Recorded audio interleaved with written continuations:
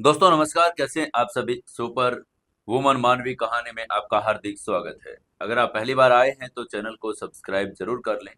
आपको कहानी अच्छी लग रही है तो वीडियो को लाइक करें और अपने दोस्तों तक शेयर जरूर करें। दोस्तों, सुपर वुमन कहानी का आज हम एपिसोड 12वां सुनेंगे। चलिए शुरू करते हैं कहानी। मानवी को आज प्रिंसेस तानिया के बर्थडे पर एक बैरन की उपाधि मिल चुकी थी और उस बैरन की उपाधि से उसका थोड़ा सा ओहदा ऊपर भी बन गया था। उसके बाद जब प्रिंस उसे मिलने आया तो उसने उसको वहां से भगा दिया। और जब वो अकेली थी तो उसके दिमाग में बार बार भीम अपनी बातें बोले जा रहा था और वो मानवी को तंग कर रहा था।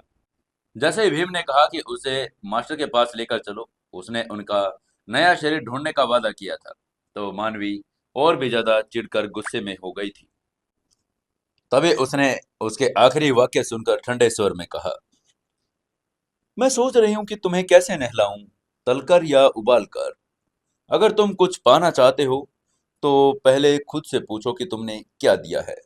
यहाँ मांगने से पहले तुम्हें पहले अपना योगदान देना पड़ेगा। उसकी बात सुनकर भीम सिहर उठा। ये छोटी शैतान अभी तो मजाक कर रही थी और अभी लापरवाह हो गया तो सोचा कि इससे बात करना आसान होगा। लेकिन सच तो ये था कि उसके खूबसूरत कपड़े इस छोटी शैतान की अंतर्निहित दुर्भावना को छिपा नहीं पा रहे थे। भीम ने मुंह बनाते हुए कहा, लेकिन अभी तो मेरे पास कोई पावर नहीं है, मैं आपकी मदद कैसे कर सकता हूँ। वो ऐसे मुंह बना रहा था जैसे उसके साथ बहुत बड़ा अन्याय हुआ हो। तभी मानवी ने उसको अपनी डिमांड बताते हुए कहा, जब हम घर वापस जाएंगे ना, तो तुम मुझे काले जादू के बारे में सब कुछ बताना। मुझे हर वो मंत्र बताना जो तुम जानते हो, ताकि मैं घर जाकर उसकी स्टडी कर सकूं। यह अनुरोध बहुत लालची और अतिशोक्तिपूर्ण था, लेकिन अगर मानवी काले स्वभाव की थी तो ऐसा ही था। उसकी बात सुनकर भीम ने होंठ सिकोड़ दिए। अगर वो कुछ कहता भी तो किसे परवाह थी। वैसे भी मानवी अपने गुणों और पद के कारण काला जादू नहीं सीख सकती थी और मानवी के शैतानी व्यक्तित्व के कारण वो किसी को भी कोई जादू नहीं सिखाएगी। संक्षेप में मानवी को काले जादू के बारे में बताने से भीम को कोई नुकसान नहीं होने वाला था। भीम ने जल्दी से वादा करते हुए कहा, ठीक है, कोई बात नहीं, बिल्कुल भी नहीं। तुम मुझे ये बताओ कि हम इस बेवकूफ जगह से कब निकल सकते हैं। उस बूढ़े आदमी और पवित्र दिव्य प्रिंस पर मौजूद प्रकाश एलिमेंट मुझे उबका ही दे रहा है। हालांकि भीम का अब कोई शरीर नहीं था, फिर भी वो उस सघन और शुद्ध प्रकाश एलिमेंट ने उसे बहुत घृणा और बेचैनी से भर दिया था। मानवी ने सहजता से जवाब देते हुए कहा, जब दावत समाप्त हो जाएगी तब घर चल पाएंगे। उसकी यह बात सुनकर भीम निराश होकर जोर से आह भरने ही वाला था कि मानवी ने चालाकी से कहा, हाँ, लेकिन मैं तुम्हें बगीचे में टहलने के लिए लेकर जा सकती हूँ। फिर दावत समाप्त होने पर हम यहाँ से निकल जाएंगे। उसकी बात सुनकर भीम खुद को रोक नहीं पाया। उसने खुशी से चिल्लाते हुए कहा, वाह मानवी, तुम कितनी अच्छे इंसान हो। फिर उसे होश आया और वो सिर उठा। वो समझ गया था कि इस छोटे शैतान ने उसके लिए एक जाल बिछा दिया है ताकि वो उसे अच्छा कहे। अगर वो एक अच्छी इंसान होती तो दुनिया में कोई अच्छा इंसान ही नहीं होता। बगीचे में ठंडी हवा चल रही थी और मानवी बेंच पर चुपचाप बैठी तारों भरी रात को निहार रही थी। उसके ठीक ऊपर सबसे चमकीला तारा टिमटिमा रहा था। तभी भीम की आवाज अचानक मानवी के कानों पर फिर पड़ी। एक महान व्यक्ति का जन्म हुआ है, संभवतः इसी देश में। उसकी बात सुनकर मानवी ने कंफ्यूज होते हुए कहा, तुम ऐसा क्यों कह रहे हो। भीम ने आत्मविश्वास से कहा, तारों को पढ़ना, हालांकि मेरे पास कोई उपकरण या बिजली नहीं है, लेकिन फिर भी मैं तारों को देख सकता हूँ। तुम अपने सिर के ऊपर उस सबसे चमकीले तारे को देखो। कुछ महीने पहले वो वहां नहीं था, वो अचानक प्रकट हुआ है। प्रकाश के मंदिर की वो कुतिया अब जी जान से काम कर रही होंगी। भीम ने तिरस्कारपूर्ण गालियां दी। मानवी ने भौहें चढ़ाते हुए कहा, तुम मुझे अच्छे से समझाओ। उसके दिल में एक अजीब सी अनुभूति कौंध गई, लेकिन वो बस एक पल के लिए थी और वो उसे समझ नहीं पा रही थी। उसकी बात सुनकर भीम ने अपना गला साफ किया और उपदेश देना शुरू कर दिया। तुम जरा सोचो मानवी, अगर ये व्यक्ति सचमुच प्रकट हो जाए तो क्या प्रकाश के मंदिर की अपनी स्थिति का डर नहीं होगा?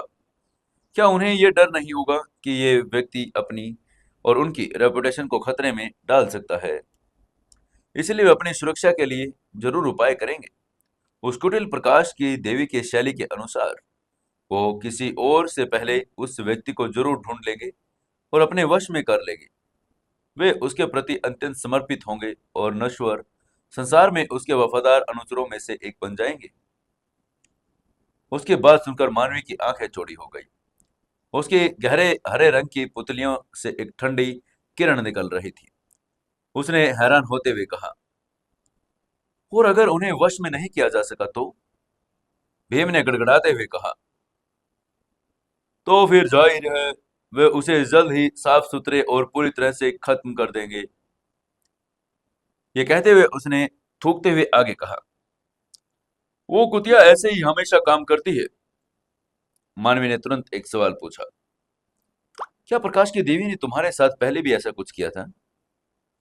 उसने जैसे ही सवाल पूछा उसे यह थोड़ा अजीब और अस्पष्ट लगा, लेकिन भीम के नफरत भरे लहजे में कुछ असामान्य लग रहा था। भीम ने उसकी बात का जवाब गुस्से में देते हुए कहा, काला जादू करने से पहले मैं एक हेल्थ डॉक्टर का स्टूडेंट था, लेकिन उस नीच नीच ने मुझे बहिष्कृत कर दिया। मेरी कीमियो के परिणामों को अपना बताकर मुझे फंसा दिया था। भीम की मानसिक तरंगे अचानक हिंसक हो गई। जाहिर है उसे कुछ पुरानी यादें आ गई थी और वो बहुत परेशान हो गया था। मानवी ने बीच में ही कुछ नहीं कहा, बस चुपचाप भीम की धीमी आवाज में चीख पुकार सुनती रही। उसे अंदाजा था कि क्या हुआ होगा। भीम बहुत प्रतिभाशाली था, इसलिए प्रकाश के मंदिर ने उसे अपना बना लिया, लेकिन दूसरे मेंबर ईर्ष्यालु थे। उन्हें उसे बाहर निकलवा दिया। एक तिरस्कार काला जादू बनने का इसमें बहुत बड़ा हाथ रहा होगा। इसके बाद भीम अचानक चुप हो गया। मानवी समझ गई थी कि भीम शांत हो गया है और वो इस विषय पर और बात नहीं करना चाहता, इसलिए उसने आगे कुछ नहीं पूछा। वो हर किसी को अपने सीक्रेट रखने का अधिकार है, तो इसलिए मानवी बगीचे में हवा का आनंद लेते हुए दावत समाप्त होने तक अन्य बातों के बारे में सोचती रही। दावत समाप्त होने के बाद मानवी और बलदेव शेखावत वापस शेखावत पैलेस पहुंच गए। बलदेव गाड़ी के किनारे आराम से टिका हुआ था। उसकी आंखें सोच में डूबी हुई थी। मानवी भी चुप थी। अचानक बलदेव ने आंखें खोली और मानवी की तरफ देखा। मानवी, तुम अपने फ्लैफ के साथ क्या करने वाली हो? मानवी ने उसकी बात का जवाब देते हुए कहा, दादाजी, मेरे लिए इसकी देखभाल करने वाला कोई ढूंढ लीजिए। मैं अभी अपनी पढ़ाई पूरी करना चाहती हूँ। बलदेव ने मुस्कुराते हुए सहमति जताते हुए कहा, हाँ हाँ, मैं भी यही सोच रहा हूँ बेटा। मुझे कोस्टेनल की मुहर दे दो और मैं चीजों का ध्यान रखने के लिए एक भरोसेमंद व्यक्ति को ढूंढ लूंगा। जब तुम खुद कहीं जाना और चीजों का प्रबंधन करना चाहो तो तुम कभी भी जा सकती हो। बेशक बलदेव इतने छोटे काम पर ज्यादा ध्यान नहीं देने वाला था। वो इन उबाऊ मुद्दों पर असर मानवी के मास्टर विनोद से उन्नत जादू सीखने पर बिल्कुल नहीं पड़ने देने वाला था। मानवी ने मुस्कुराते हुए कहा, थैंक यू दादाजी। बलदेव ने मुस्कुराते हुए जवाब दिया, मेहनत से पढ़ाई करो बेटा और मास्टर विनोद से गंभीरता से सीखो। अगर जिस दिन तुम भी जादूगर बन गई, उस दिन शेखावत परिवार का गुलाबों का झंडा सचमुच हमेशा के लिए लहराने लगेगा। बलदेव की आंखों में एक चमक आ गई थी। मानवी ने सिर हिलाकर ईमानदारी से कहा, मैं कड़ी मेहनत करूंगी दादाजी, आपको निराश नहीं करूंगी। बलदेव ने भी उसकी तरफ गर्व से देखते हुए कहा, मुझे तुम पर पूरा भरोसा है बेटा। एक दिन तुम मेरा शेखावत परिवार का और उससे भी ज्यादा दिल्ली का गौरव बनोगी। बलदेव के प्रभावशाली शब्द गूंज उठे। उसकी आंखें उम्मीद से जल उठी थी। बलदेव ने उम्मीद भरी आंखों के साथ आगे कहा, अभी वो लोग तुम्हें पहले की तरह से देखते हैं। मुझे पता है कि एक दिन ऐसा आएगा जब तुम उन लोगों को एक बड़ा सरप्राइज दोगी। एक दिन वो लोग तुम्हारे नाम के साथ बलदेव की पोती या विनोद की स्टूडेंट को नहीं जोड़ेंगे। मुझे यकीन है कि मानवी नाम सुनते ही उनके कानों में बिजली सी गड़गड़ाहट होगी। तुम खुद हो मानवी शेखावत। बलदेव ने मानवी को गौर से देखा और अपने दिल की सारी भावनाएं उड़ेल दी। मानवी बस मुस्कुराई और कुछ नहीं बोली, लेकिन अंदर ही अंदर वो भी भावुक हो गई थी। इस वक्त उसके सामने खड़ा ये बूढ़ा आखिरकार अपनी पोती से बड़ी उम्मीदें लगाए एक आम आदमी बूढ़े जैसा लग रहा था। मानवी थोड़ी उलझन में थी और अभी अभी उस बूढ़े ने उसे और भी ज्यादा बेहतर समझा था। उसकी ऐसी समझ कैसे थी, मानवी को भविष्य में बहुत समय तक समझ नहीं आएगा, लेकिन बलदेव ने कभी नहीं सोचा था कि जिस दृश्य का वो इतने बेसब्री से इंतजार कर रहा था, वो इतनी जल्दी और इतने अचानक आ जाएगा। ग्रीष्म अवकाश में मध्य में मानवी का जीवन काफी उबाऊ था। फिर शंकर के मार्गदर्शन में जादू सीखना, सुबह साहित्य, दोपहर में घुड़सवारी और तलवारबाजी। कोई नहीं जानता था कि हर रात जब मानवी अपनी बेडरूम में लौटती है तो उसके शरीर पर घाव के निशान होते थे। तभी भीम ने हल्के से कहा, मानवी, खुद को इस तरह तड़पाने से क्या फायदा होगा। भीम की आवाज मानवी के दिमाग में कौतूहल से गूंज रही थी और वो अपने होठों पर चटकारे तो ले रहा था, पर जब मानवी अपने बेडरूम में नहाकर लौटती तो उसके भयानक जख्म दिखाई पड़ते थे। हर बार वो विनोद से मांगी गई जादुई दवा को अपने शरीर पर पहुंचती, जिससे जख्म तुरंत ठीक हो जाते। विनोद ने भी कभी नहीं पूछा कि मानवी को यह दवा क्यों चाहिए। अगर मानवी अपने खतों में से कुछ मांगती तो वो उसे जरूर देता, अगर मुमकिन होता तो। भीम की बातें सुनने के बाद मानवी चुप रही और वो अपने जख्मों पर दवा लगा रही थी, मानो उसे कोई दर्द ही ना हुआ हो। भीम सिर्फ महसूस कर पा रहा था, पर देखने की हिम्मत नहीं जुटा पा रहा था। अगर उसकी हिम्मत 10 गुना ज्यादा भी होती तो भी वह मानवी के शरीर को देखने की हिम्मत नहीं जुटा पाता। लेकिन उसे शक होता रहा, क्या मानवी को सचमुच ऐसा ही करना चाहिए था? क्या उसे इस हद तक ऐसा करना चाहिए? अभी तो उसे बलदेव की देखभाल, विनोद का साथ और जो चाहे मिल सकता था, फिर भी वो अपने साथ इतना बुरा व्यवहार क्यों कर रही थी? ग्रीष्म अवकाश के अंतिम 10 दिनों में कुछ असामान्य घटना घटी। पड़ोसी शहर पटना में अपने कुछ जादूगर स्टूडेंट्स को सनराइज इंस्टीट्यूट के साथ आदान प्रदान के लिए भेजा था। ऊपरी तौर पर यह सिर्फ एक आदान प्रदान था, लेकिन सभी जानते थे कि इसका असली मतलब क्या था। यह प्रतियोगिता पावर प्रदर्शन की थी। इस देश में पटना सैन्य पावर और ताकत के मामले में केवल दिल्ली से पीछे था। हाल के वर्षों में उनकी प्रसिद्धि बढ़ी थी और वे अब मुसीबत की तलाश में थे। इसलिए निश्चित रूप से ये स्टूडेंट आदान प्रदान उतना आसान नहीं करते थे जितना लग रहा था। वहीं उधर बलदेव ने अपने स्टडी रूम में मेज पर बैठते हुए सम्राट का संदेश सुनते हुए गंभीरता से कहा, हम हार नहीं सकते। तभी शंकर ने धीमे स्वर में पूछा, हाइनेस, आपका क्या मतलब है? ये कि किसी जरूरी परिस्थिति में हमें विशेष उपाय करने होंगे? वो एक काले जादूगर का लवादा पहने चुपचाप एक तरफ खड़ा था। उसकी बात सुनकर बलदेव ने गंभीरता से कहा, इस संभावना से इनकार मत करो। पिछली प्रतियोगिता में मोहिनी की जीत बहुत अनिश्चित थी, और वो भी सिर्फ इसलिए क्योंकि अचानक दूसरी तरफ कुछ बदल गया, और इस बार कौन जीतेगा ये कहना मुश्किल है। न सिर्फ सम्राट इस प्रतियोगिता को देखेंगे, बल्कि प्रकाश का मंदिर भी मौजूद रहेगा। इस पूरे समय प्रकाश का मंदिर हमारे शहर में अपना मुख्य मंदिर, सबसे पावरफुल मंदिर बन रहा है। लेकिन अगर हम इस बार हार गए तो इस बात की कोई गारंटी नहीं कि प्रकाश का मंदिर अपना पक्ष नहीं बदलेगा। दिल्ली के सभी कुलीन लोग प्रतियोगिता देखने आएंगे, इसलिए उनके लिए हारना कोई मुश्किल नहीं था। यह कहना अतिशयोक्ति नहीं होगी कि यह प्रतियोगिता देश की राजनीतिक और अर्थव्यवस्था से गहराई से जुड़ी थी। यह लोगों की सोच से कहीं ज्यादा जटिल थी, इसलिए उन्हें जीतना ही था, भले ही इसका मतलब निष्पक्ष खेलना न हो। बलदेव ने कुछ याद करते हुए बोहें चढ़ाते हुए आगे कहा, ओह, और मानवी को इस प्रतियोगिता से दूर रखना, वो अभी बहुत छोटी है। मैं नहीं चाहता कि कोई उसे चोट लगे।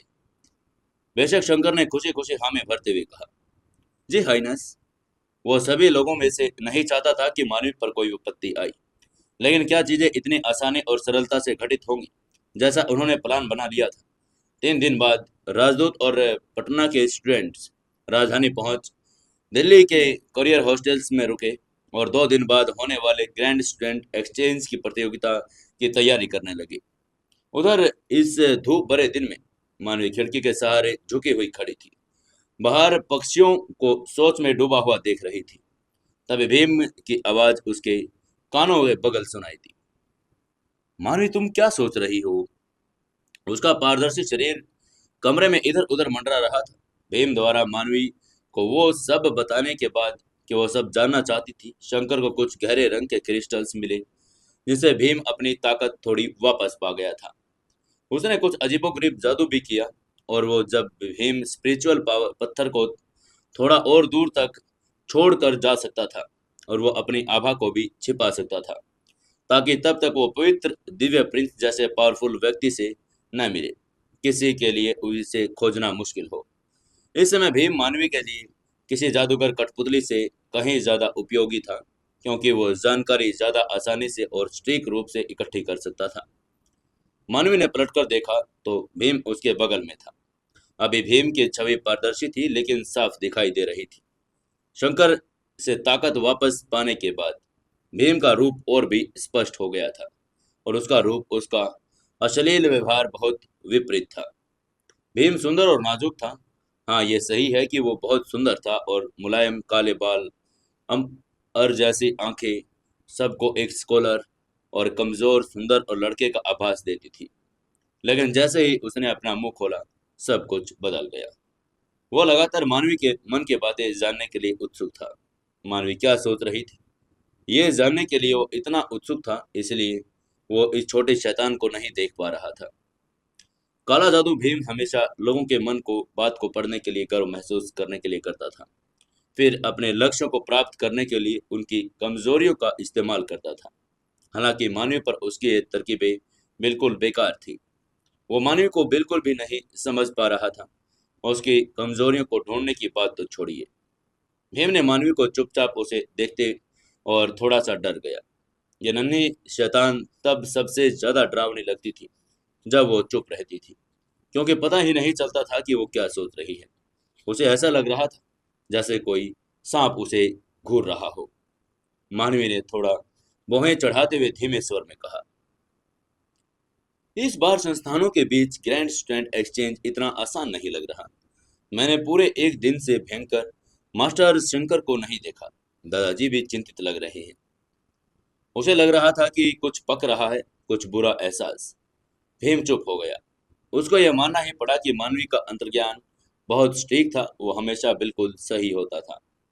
कुछ देर चुप रहने के बाद भीम ने आखिरकार मानवी से कहा, हाँ, इस बार प्रतियोगिता के लिए आपके दादाजी ने कहा कि वो निश्चित रूप से नहीं हार सकते। उसने उस दिन अपनी आभा को छुपाने और सुनने वाली तकनीक से सब कुछ सुन लिया था। भीम ने आगे कहा, इसके अलावा तुम्हारे दादाजी ने कहा है कि तुम्हें इस प्रतियोगिता में भाग नहीं लेने देंगे क्योंकि उन्हें डर है कि तुम्हें चोट लग सकती है। मानवी एक क्षण के लिए स्तब्ध रह गई, फिर उसकी आंखें थोड़ी नरम पड़ गई थी, लेकिन इतनी धीमी कि भीम को पता भी नहीं चला। प्रतियोगिता के लिए निर्धारित क्षेत्र सनराइज इंस्टीट्यूट का आउटडोर खेल मैदान था। दर्शकों के स्टैंड से सबसे ऊपरी हिस्से में कुछ खास लोगों के लिए कुछ खास सीटें तैयार की गई थी। फर्श पर लाल गलीचा कुर्सी पर कीमती गेहूं की घास की गद्दियां और गर्मियों के मौसम में ये सबसे ठंडी और आरामदायक सीट थी। साल के इस समय मुलायम मखमली गद्दियां उपयुक्त नहीं थी। बगल में छोटी सी मेज पर तरह तरह के महंगे फूलों से भरी एक चांदी की थाली रखी थी। एक स्टैंड के ऊपर एक चिकने काले रेशम का कपड़ा बिछा था जो सूरज की किरणों को रोक रहा था और सोख रहा था। सीट के पीछे दो नौकरानियां हाथों में पंखा लिए उस व्यक्ति की सेवा के लिए तैयार खड़ी थी जो इस कुर्सी पर बैठने वाला था। हालांकि इस स्टैंड के बगल में कुछ और सीटें भी थी जिन पर ढक्कन लगे थे, लेकिन वहां ना तो कोई नौकर जो उनकी सेवा कर रहा था, न ही गेहूं की घास के बने गद्दे। ये सीटें मंत्रियों, क्लीन वर्क के लिए थी, बाकी स्टैंड दोनों स्टूडेंट के लिए था। रेड बर्ड्स का झंडा आसमान में ऊंचा लहरा रहा था और एक अनुशासित और सुसज्जित बैंड स्टैंड के पीछे खड़ा था।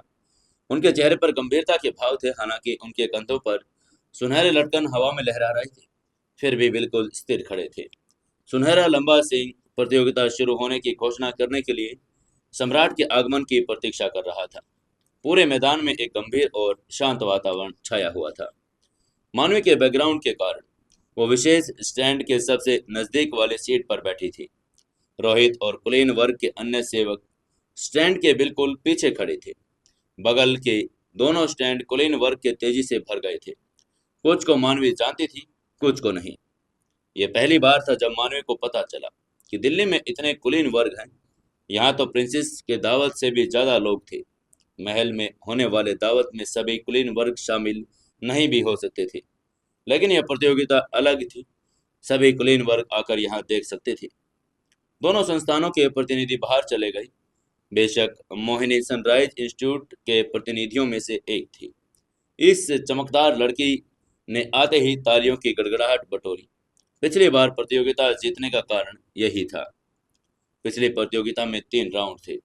पहले 2 राउंड के बाद दोनों पक्षों को एक एक जीत मिली थी। उसने आखिरी मुकाबला लड़ा और जीत हासिल की। साथ ही कई लोगों का प्यार और समर्थन भी जीता।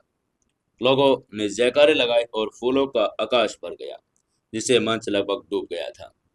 तभी मानवी के दिमाग में भीम की अधीर आवाज गूंजी। ओह शिट, कितना बोरिंग है ये। इस बार सनराइज इंस्टीट्यूट के ओपोनेंट बिल्कुल भी नॉर्मल नहीं है। मानवी ने दूसरी तरफ से स्टूडेंट्स को ठंडेपन को देखा। उनकी नसें गहरी हो गई थी। इस तरह के माहौल में, इस तरह के जोरदार जयकारों के बीच दूसरे पक्षों का जरा भी असर नहीं पड़ा। उनके हाव भाव बिल्कुल पहले के जैसे ही थे। और सिर्फ प्रतियोगी ही नहीं, वहां मौजूद दूसरे छात्र भी शांत और संयमित थे। इस बार ऐसा लग रहा था दूसरे पक्ष ने पूरी तैयारी कर रखी थी और उनसे निपटना इतना आसान नहीं होने वाला था। जैसे ही मानवी विचार कर रही थी, वैसे ही उसको एक गहरी और मोटी टम्बरोन की आवाज सुनाई दी, जिसकी ध्वनि अचानक आसमान तक पहुंच गई। सम्राट आ रहे हैं। सम्राट ने भव्य लेकिन औपचारिक वस्त्र पहने थे। वो लोगों के सामने आए और उनके सिर्फ हाथ हिलाने मात्र से ही लोगों की चीखें निकल गई। रानी भी सुंदर वस्त्र पहने चुपचाप शालीन और शिष्ट भाव से उनके पीछे आ रही थी। सम्राट के पीछे बर्फ जैसे सफेद वस्त्र पहने एक बुजुर्ग व्यक्ति थे। वो गंभीर और गरिमा में लग रहे थे। आखिरकार किसी ने चिल्लाना शुरू कर दिया, ये पोप है, हाइनेस पोप स्वयं ये देखने आए थे। ऐसा कैसे हो सकता था? ये तो स्टूडेंट्स के बीच एक अदला बदली की प्रतियोगिता थी। इसमें पोप को क्या परेशानी हो सकती थी? तभी मानवी के दिमाग में भीम का उपहास और घृणा भरी आवाज गूंजी। अरे, उस बूढ़े कमीने को यकीन ही नहीं हो रहा कि वो अभी मरा नहीं। जाहिर है जिस पोप का सब लोग आदर करते थे, वो भीम के लिए गंदगी की तरह था। लेकिन मानवी की आंखें सिकुड़ गई। उसे थोड़ी बेचैनी होने लगी। इससे पहले स्टूडेंट्स प्रतियोगिता में ज्यादा से ज्यादा कोई लाल वस्त्रधारी कार्डिनल आ जाता था, लेकिन इस बार पोप खुद आए थे। लेकिन ऐसा था क्यों? पोप के पीछे से पटना का राजदूत बलदेव शेखावत दोनों चले आ रहे थे। ऊपर से देखने पर उनका चेहरा मोटी आंतों के जैसा लग रहा था, लेकिन उसकी छोटी छोटी मोती जैसी आंखें जो एक पल के लिए चमक उठी, माने को बता रही थी कि यह व्यक्ति हालांकि सुअर जैसा दिखता है, फिर भी वो उतना सरल नहीं था जितना दिख रहा था। मंच पर केवल ही लोग बैठे थे, सम्राट और महारानी, पोप, बलदेव और मास्टर विनोद। उनके बैठ जाने के बाद गहरी धुनी उनकी टम्बरोन बंद हो गई। अचानक, इससे पहले सब होश में आते, आसमान में कई पंखों के फड़फड़ाने की आवाज आई। फिर आसमान में अंधेरा छा गया। एक अजीब सी हवा चलने लगी। आसमान में अचानक व्यवस्थित सायों का एक समूह प्रकट हो गया। वे काले कपड़े, चमकदार जूते, हवा में झूमते सुनहरे एप्लेट को सुनहरे लटकन, उनका रोबदार आभामंडल और उनकी बाहों के बीच दृढ़ भाव, ये सब बहुत ही आकर्षक लग रहे थे। उनके नीचे के सभी घोड़ों का शरीर और पंजे शेर के और फिर पंख बाज के थे। ग्रीफिन्स, ये दिल्ली के ग्रीफिन्स गैंग थे। सम्राट के सीधे अधीन ये एक पावरफुल और पौराणिक पावर थी, जो केवल सम्राट के आदेश का पालन करती थी। ये आदि शाही परिवार की सबसे बड़ी संपत्ति थी, अंतिम स्थिर रक्षा, और अब वे आश्चर्यजनक रूप से सबके सामने आ गए थे। नीचे खड़े लोग चिल्लाने लगे। राजदूत के चेहरे के भाव तुरंत बदल गए। उसने बगल में बैठे पॉप की तरफ एक नजर डाली। पॉप को भाव से उन्हें देखकर उसने एक गहरी सांस ली। होश में आने के बाद उसने नीचे ब्लीचर्स पर बैठे अपने देश के स्टूडेंट्स की तरफ देखा। ज्यादातर स्टूडेंट्स के चेहरे के भाव बदल गए। उनका पहले जैसा शांत सा भाव नहीं रहा। उनका दिल जो अभी अभी शांत हुआ था फिर से धड़कने लगा था। वो ये कैसे नहीं समझ पाए कि ग्रिफिन गैंग का आना सम्राट की पावर का प्रदर्शन था और इस बार परिणाम का अंदाजा लगाना मुश्किल था। मानवी ने हवा में उड़ते हुए अनुशासित ग्रिफिन्स गैंग को बड़ी दिलचस्पी से देखा। आगे वाला लीडर कुछ कुछ मानवी जैसा ही लग रहा था। वो मानवी का दूसरा सबसे बड़ा भाई इंसान शेखावत था। ताकतवर इंसान दूसरों की तरह प्रतिभाशाली और चतुर मोहिनी को भी पसंद करता था। बिगड़ता था और लड़कों का पीछा करने वाली मानवी से नफरत करता था। लोगों की चीख पुकार के बाद ग्रिफिन गैंग गायब हो गया। जब सम्राट को मनचाहा प्रभाव मिल ही गया था तो इस रहस्यमय और प्रबल पावर का प्रदर्शन करने का कोई मतलब नहीं था। तभी मानवी को एक आवाज सुनाई दी। मानवी। अचानक एक शांत छोटी सी आवाज ने मानवी को वास्तविकता में वापस खींच लिया। मानवी ने अपना सिर घुमाया। प्रिंसेस तानिया को देखा जिसके चेहरे पर बड़ी मुस्कान थी। मानवी ने मुस्कुराकर हल्के से सिर हिलाते हुए कहा, हाइनेस आप। प्रिंसेस तानिया ने मानवी को देखकर खुश होते हुए कहा, मुझे आपसे बात करने का समय नहीं मिला, लेकिन मुझे आपका तोहफा पसंद आया। मुझे यह पसंद है, शुक्रिया। प्रिंसेस तानिया बहुत खुश थी। उन्होंने धीमी आवाज में मानवी को कई बार धन्यवाद दिया। मानवी ने मुस्कुराते हुए जवाब दिया, जब तक हाइनेस को यह पसंद है। जब दोनों चुपचाप एक दूसरे को नमस्कार कर रहे थे तभी सम्राट ने इस प्रतियोगिता के विजेता के लिए पुरस्कारों की घोषणा की। पूरा मैदान फिर से उबल पड़ा। 9वीं क्लास का एक बेस्ट स्कोर, एक जादू की छड़ी और एक तलवार। पहले इनाम के बारे में बताने की जरूरत नहीं थी। जादू की छड़ी एक जादूगर संत की अनमोल धरोहर थी जो 3 हाई लेवल मंत्रों का एक साथ और अलग अलग एलिमेंट्स यूज कर सकती थी। तलवार को बेजोड़ तलवार कहा जाता था। बेशक उसकी गुणवत्ता अद्भुत थी, बालों और फर को एक समान रूप से काटती हुई लोहे को ऐसे चीरती थी मानो वो मिट्टी हो। लेकिन सबसे खास बात यह कि जादुई तलवार थी। इसमें विलंब करने की अतिरिक्त क्षमता थी। अगर कोई व्यक्ति इस तलवार से घायल होता तो उसकी क्षति गति भी धीमी हो जाती। वाकई में इनाम बहुत बड़े थे। लेकिन मानवी को कुछ असामान्य महसूस हुआ। तभी भीम ने मानवी के मन में अश्लीलता से ठहाका लगाते हुए कहा, मानवी, वो जादू की छड़ी बुरी नहीं है। वो 9वीं क्लास का जानवर का कोर भी अच्छा है। प्रतियोगिता आधिकारिक रूप से शुरू हो चुकी थी। जीतने के लिए 3 में से 2 राउंड की जरूरत थी। मोहिनी अब भी आखिरी प्रतियोगी थी जो दूसरों की तरफ से जादूगर से मुकाबला कर रही थी। विडंबना यह थी कि मोहिनी का ओपोनेंट वही युवक था जो पिछली बार मोहिनी से हार गया था। वो युवक आलस्य में लेटा हुआ था और वो मोहिनी की तरफ एक नजर भी नहीं देख रहा था। उसके सिर पर चमकीले बाल थे। उसके सुंदर चेहरे पर अधीरता साफ दिखाई दे रही थी। वो अपने मास्टर की बातें सुनते हुए आंखें घुमा रहा था। मानवी का ध्यान मास्टर के होठों पर गया तो उसने तुरंत कुछ अजीब सा महसूस किया। उसका मास्टर कह रहा था, नैतिक वशिष्ठ, सुन रहे हो? पिछली बार हम इसलिए हार गए थे क्योंकि तुमने बहुत ज्यादा जंक फूड खा लिया था। तुम दस्त से गंभीर थे। इस बार तुमने कोई अजीब चीज नहीं खाई है ना? ना तुम सुन रहे हो ना मेरी बात? मास्टर अपने बेपरवाह स्टूडेंट को चिंतित होकर देख रहे थे। वो उस युवक के बारे में पुष्टि करना चाहते थे। तभी मानवी ने भौहें चढ़ाते हुए कहा, नैतिक वशिष्ठ? क्यों? मानवी ने चुपचाप भीम को पुकारते हुए कहा, भीम। भीम ने तुरंत जवाब दिया, बोलो क्या बात है? मानवी ने उससे पूछा, क्या तुम्हें पवित्र दिव्य प्रिंस का सरनेम याद है? गुप्ता। और अब दूसरी तरफ से आए स्टूडेंट में से एक नैतिक वशिष्ठ। उनके सरनेम इतने अजीब क्यों हैं? भीम ने बेसुध होकर जवाब देते हुए कहा, ओह, तो आप उनके उपनामों की बात कर रही हैं, गुप्ता और वशिष्ठ। उनके सरनेम ज्यादातर लोगों से अलग है। इस तरह के सरनेम इस देश में सबसे प्राचीन नेम हैं, जिनका बहुत नेक नाम माना जाता है। आपको कैसे नहीं पता ये बात? फिर अचानक उसे शक हुआ। शेखावत परिवार के फर्स्ट मिस होने के नाते ये अजीब था, उसे क्यों नहीं पता था। मानवी अब और नहीं बोली। वो सोच रही थी कि पिछली बार मानवी को बस हैंडसम लड़कों, गहने कपड़े और बस यही याद रहते थे। पुराने सरनेम और पूर्वी इंडिया के सरनेम से कैसे मिलते जुलते थे? क्या इस देश में उस जगह के बीच कोई संबंध, या जहाँ से वो आई थी उसे कुछ नहीं पता था। सभी तालियों की गड़गड़ाहटों ने मानवी की सोच को तोड़ दिया। प्रतियोगिता शुरू हो चुकी थी।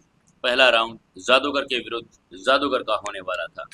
दूसरा राउंड फाइटर के विरुद्ध फाइटर का होने वाला था। और अंतिम राउंड मोहिनी बनाम लाल वालों वाला नैतिक वशिष्ठ का होगा। जादूगरों के बीच लड़ाई बहुत जटिल और नुकसानदेह होती थी, लेकिन बहुत धीमी थी, क्योंकि उन्हें लंबे मंत्रों का जाप करने में समय लगता था। मंत्र जितना लंबा होता, जादू उतना ही प्रबल और प्रभावफुल होता था। इसलिए स्वाभाविक रूप से जाप में लंबा समय लगने वाला था। मंच के चारों तरफ एक जादुई टोपी थी, ताकि आसपास के लोगों को चोट न पहुंच सके। प्रत्येक स्टूडेंट के शरीर के अंगों पर उनके सुरक्षा के लिए एक छोटा सा त्रिकोणीय जादुई कवच भी था। यह व्यक्तिगत रूप से मास्टर विनोद द्वारा बनाया गया था। दोनों शहर नहीं चाहते थे कि उनके भविष्य की आशा यहीं पर मर जाए। मंच पर दो जादूगर थे, एक फायर गुण वाला, दूसरा जल गुण वाला। दोनों एक दूसरे को दबा सकते थे, इसलिए यह उनकी चपलता, प्रयोग और प्रतिक्रिया की गति पर निर्भर करता था। दिल्ली का स्टूडेंट जल एलिमेंट का था, और मानवी ने देखा कि जल जादूगर ने दो लोगों जितनी ऊंचाई एक ढाल बना दी, जो दूसरे के फायर हमले को रोक रही थी। जैसे ही दूसरे ने बोहें चढ़ाई, ढाल हिलने लगी, फिर एक तेज छपाक से जमीन पर बिखर गई। पानी की बूंदें हर जगह उड़ने लगी थी। जब ढाल ने वास्तव में फायर के तेज हमले से नहीं रोका था, जल जादूगर के चेहरे पर लाल रंग का प्रतिबिंब था। ज्वाला पहले ही जल जादूगर के ठीक सामने थी। विशेष मंच पर राजदूत ने आंखें मूंद ली और वो जीत गए थे। सम्राट बिल्कुल सामान्य व्यवहार कर रहा था। उसके चेहरे के भाव पहले ही थे, जबकि वो देख रहा था कि ये एक सम्राट का व्यवहार था, न कोई डर और न ही कोई हरकत। तभी भीम मानवी के मन में बुदबुदाया, ओह, वो बेवकूफ सोच रहा है कि ढाल टूटना जीत के बराबर है। भीम ने फायर जादूगर के उत्तेजित भाव को देखते हुए मजाक किया। लड़ाई के दौरान दुश्मन को कम आंकना अक्सर हार का कारण बनता था। अगले ही पल मंच पर छिड़का गया जल चुपचाप सर्पाकार होकर फायर जादूगर के चारों तरफ घूमने लगा। वो तुरंत असंख्य तीखे पानी के बाणों में बदल गया और फायर जादूगर की पीठ पर वार करने लगा। अब क्या होगा आगे? क्या ये टीम जीत पाएगी, क्या नहीं? क्या मानवी को भी लड़ना पड़ेगा या नहीं? जानने के लिए जुड़े रहिए दोस्तों अपनी इस कहानी सुपर मानवी के साथ, और कहानी को ज़्यादा से ज़्यादा शेयर करें, कमेंट करें और वीडियो को लाइक ज़रूर से ज़रूर करें। दोस्तों अपने दोस्तों तक कहानी को शेयर भी ज़रूर करें।